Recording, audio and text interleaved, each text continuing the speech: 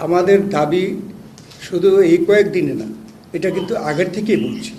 কেননা ডিসেম্বরকে আমরা মনে করছি যে নির্বাচনের জন্য উপযুক্ত সময়, সেজন্য আমরা এটা বলেছি।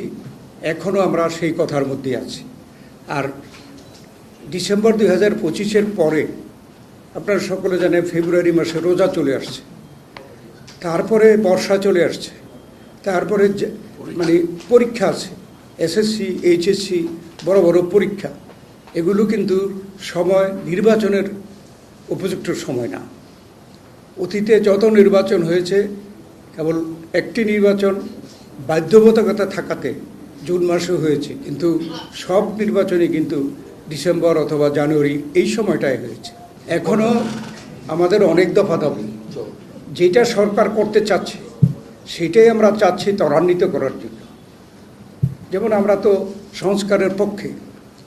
এই সরকার আসার আগেই তো বিএনপি 31 দফা সংস্কার প্রস্তাব আপনাদের মাধ্যমে জনগণের সামনে তুলে ধরেছে, এবং এটা আমরা ওয়াদা করেছি যে জনগণ যদি আমাদেরকে ক্ষমতায় বসায় তাহলে আমরা 31 দফা কর্মসূচির ভিত্তিতে সংস্কার করব।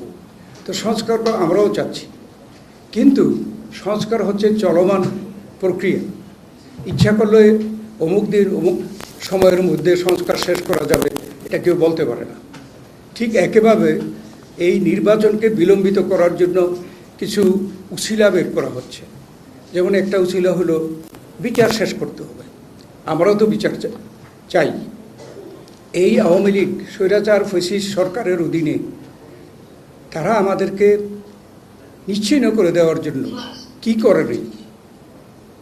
তারা বিচার বহির্ভূত হত্যাকাণ্ড, তারপরে গুম খুন, আমাদের দেশনেত্রী বেগম খালেদা জিয়া থেকে শুরু করে আমাদের ভারপ্রাপ্ত চেয়ারম্যান তারেক রহমান থেকে শুরু করে আমাদের কেউ বাকি নাই যারা আমরা মিথ্যা মামলার আসামি ছিলাম, জেল খাটিটাই বিভিন্ন সময়।